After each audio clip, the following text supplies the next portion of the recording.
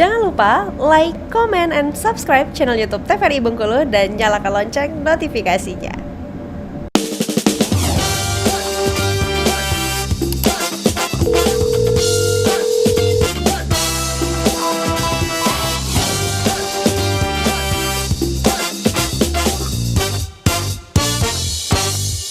Ya pemirsa, terima kasih Anda kembali menyaksikan Dokter Kita hari ini. Kita masih membahas program pemerintah yaitu cek kesehatan gratis bersama Dokter Sela pada hari ini. Nah, untuk Dokter Sela sendiri tadi sempat mengatakan bahwasanya masyarakat sangat excited dengan program ini. Betul. Terkait dengan sasaran utama sebenarnya dari program ini, apakah ada kelompok-kelompok tertentu? Apa semuanya diprioritaskan ini, Dokter? Ini berlaku untuk semua usia, mulai dari baru lahir sampai dengan lansia. Nah, hanya saja nanti dari sisi kelompok usia dia ada pembedanya di pemeriksaannya. Dan dari sisi gender nanti juga ada pembedanya kayak gitu. Kalau misalnya dari yang bayi baru lahir, dia yang diperiksanya tentang hipotiroid, SHK. Tapi kalau misalnya dari sisi gender, kalau perempuan dia ada pemeriksaan khusus. Biasanya pemeriksaan kanker leher rahim. Nah, screening itu dengan pemeriksaan IVA, kayak gitu. Menarik ya, ternyata banyak yang akan akan diperiksakan. Betul. Tapi hanya saja kadang kita menghormati keinginan dari pengguna layanan ya, keinginan dari yang berulang tahun. Dok, saya nggak usah gitu, nggak usah. Oh, artinya itu dikembalikan ke pasien, Dok? Artinya seperti ini, kalau misalnya dia juga selama ini sudah pap smear rutin, dia nggak mau IVA, ya kita juga nggak apa-apa kayak gitu. Tidak artinya, pokoknya ini paketnya semuanya harus dijalankan, tidak seperti itu. Dikembalikan. Itu sifatnya ada fleksibel. Dikembalikan ke yang penerima hadiah ya, Yang Dokter? pasti kita menyediakan fasilitas itu. Betul. Baik, Dokter, kita lanjutkan, Dokter. Oke. Nah, kemudian ini tadi ya menyelenggarakan pemeriksaan kesehatan gratis. Kemudian dalam itu juga menjamin ketersediaannya pelayanan kesehatan. Oke. Sebentar. Nah, ini iya, sebentar.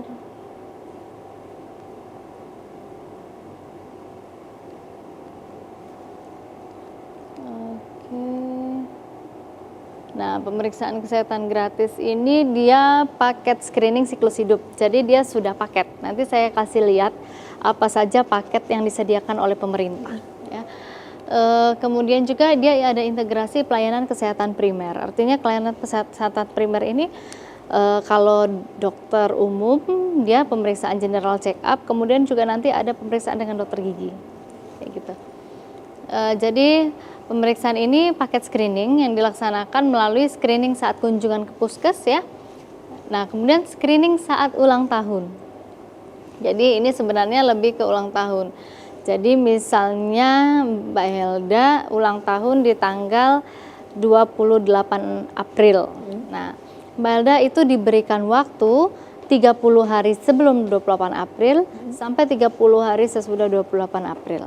Kayak gitu. Itu rentang waktu yang bisa dilakukan pemeriksaan. Kupon ini, tiket ini artinya bisa digunakan 30 hari sebelum ulang tahun dan 30 hari sesudah ulang tahun. Oh, artinya tidak pada saat bertepatan ulang tahun ya, Dokter? Apa Tidak, dia punya dikasih range waktu. Mungkin saja kan ulang tahunnya pada saat jatuh tanggal di hari Minggu atau di tanggal merah, sehingga kan tidak bisa dilakukan pemeriksaan, atau bisa jadi berhalangan karena sesuatu hal seperti itu. Artinya jadi memang ini fleksibel sekali ya, Dokter? Betul, jadi udah dikasih range waktunya kayak gitu. Jadi kayak kemarin kita punya pasien, saya nggak bisa hari ini karena saya buru-buru mau kerja, nggak apa-apa Bu, 2 hari lagi datang kayak gitu. Luar biasa ini pemerintah. Nah, nanti di bulan Juli ini ada juga nanti pemeriksaan kesehatan gratis untuk anak sekolah. Berbeda lagi nih, Dokter? Berbeda lagi kayak gitu. Jadi semua anak sekolah akan di pemeriksaan kesehatannya. Selama ini juga sebenarnya sudah dilakukan pemeriksaan kesehatan atau namanya kita penjaringan ya, kalau bahasa kita itu kita periksakan semua ya, mulai dari rambut. Kalau kita biasanya kalau di sekolah itu biasanya kalau rambutnya bersih atau enggak, sehat atau tidak, ada kutunya atau tidak, ada ketombenya atau tidak. Kemudian kita turun lagi biasanya ke daerah mata. Mata itu yang pertama kali kita lihat adalah anaknya ini anemis atau tidak. Ya, untuk melihat itu di konjungtivanya nanti bisa kita konfirmasi dengan pemeriksaan HB. HB sekarang kan bisa ada HB stick namanya. Jadi sangat praktis. Ditunggu sebentar, HB-nya langsung keluar. HB itu normalnya lebih dari 12 kayak gitu. Kemudian juga mulai kita turun biasanya pemeriksaannya ke hidung. Di hidung nanti kita lihat, biasanya yang kita lihat apakah ada sekret atau tidak, kemudian ada polip atau tidak, kemudian bentuk batang hidungnya bengkok atau lurus seperti itu. Kemudian nanti di daerah mulut itu juga kita lihat bagaimana, apa kebersihan mulutnya, bentuknya normal atau tidak. Kemudian giginya ada yang berlobang, ada yang lepas, kemudian ada yang berkarang atau tidak, seperti itu. Lidah. Kemudian pada saat kita membuka lidah, di sana kita bisa lihat amandel anak. Kita lihat faringnya. Biasanya kita mengetahui kalau misalnya dia anak itu menderita amandel yang kronis, itu akan berbentuk, biasanya dia sulit untuk mengecil ya, akan tetap besar dan bentuknya bergranul, artinya permukaannya tidak rata. Kemudian apakah sedang akut atau tidak itu bisa kelihatan dari warna, merah atau tidak. Kemudian kita turun lagi biasanya ke leher, tapi sebelum turun ke leher, di mata itu tidak hanya anemia yang kita lihat. Biasanya nanti kita akan lihat ini tentang buta warna. Nah, sebenarnya penting buta warna ini untuk menentukan juga masa depan. Betul sekali. Saya sudah beberapa kali menerima pasien dan ini rata-rata adalah laki-laki kayak gitu. Jadi anak itu sudah kita harus kasih pengertian sejak dini. Dia juga harus tahu tentang keadaan kondisinya sejak dini supaya dia siap seperti itu, siap mentalnya. Jangan nanti sudah besar, misalnya saja dalam mengikuti seleksi paskibra saja kan itu betul, sudah harus sangat mempengaruhi cek buta warna. Mereka kan beramai-ramai ya. Memang pemeriksaan itu akan satu-satu ke dalam ruangan, tapi pada saat dia keluar ruangan tidak memegang surat keterangan bebas buta warna itu kan sudah menjadi kecurigaan untuk teman-teman yang lain. Tapi kalau dia sejak awal misalnya SMP sudah mengetahui, SD sudah mengetahui bahwa kondisinya buta warna, sebenarnya dia akan mewanti dirinya, dia tidak akan mengikuti tes tersebut. Betul. Kayak gitu. Jadi tidak ada otomatis kalau seperti itu kejadiannya sedikit menjatuhkan mentalnya ya. Tapi dengan kita memberikan pengertian, biasanya Dek, sebelumnya belum pernah cek buta warna gitu. Belum Dok gitu. Oke, ini saya kasih tahu ya kondisinya buta warna tapi tidak total, buta warnanya parsial.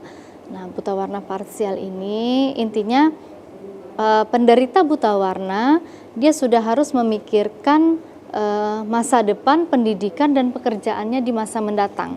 Karena banyak persyaratan yang mencantumkan. Karena banyak persyaratan pekerjaan yang membutuhkan tes buta warna, bebas buta warna, seperti salah satunya kesehatan, kemudian pilot, ya. Nah, kemudian jadi kalau seperti itu dia sudah nanti, oh ya udah nanti saya kalau SMA kejuruannya saya ngambil sosial aja. Karena seperti hukum itu mereka tidak membutuhkan seperti itu untuk bebas buta warna. Jadi ini memang sangat, pemeriksaannya sangat simpel, tapi efek dampaknya sangat besar. Nah seperti itu.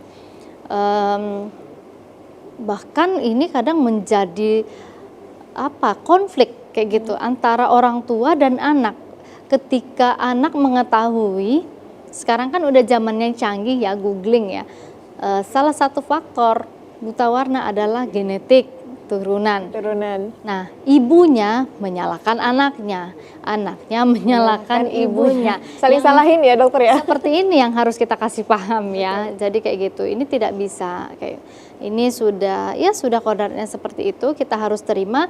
Tinggal lagi kita yang menyesuaikan kemana kita harus melangkah ya, supaya ini tidak menjadi beban moral mental ya, maksudnya untuk seseorang tersebut. Mereka akan tetap bisa sukses di bidang yang lain seperti itu. Oke, kemudian penglihatan visus itu sangat penting kita periksa. Kebanyakan pasien datang dengan keluhan sakit kepala. Kebanyakan juga anak-anak itu merosot prestasinya itu dikarenakan visus, penglihatan. Mereka bahkan orang tua di rumah juga tidak menyadari itu. Apalagi kalau sistem di sekolah itu tempat duduknya harus dirotasi. Ketika dia duduk di belakang, dia tidak mampu untuk menangkap apa yang dituliskan gurunya di depan. Seperti itu. Kemudian juga pada saat visus ini ya, pertama memang keluhannya ini biasanya pasien datang dengan sakit kepala yang terus menerus.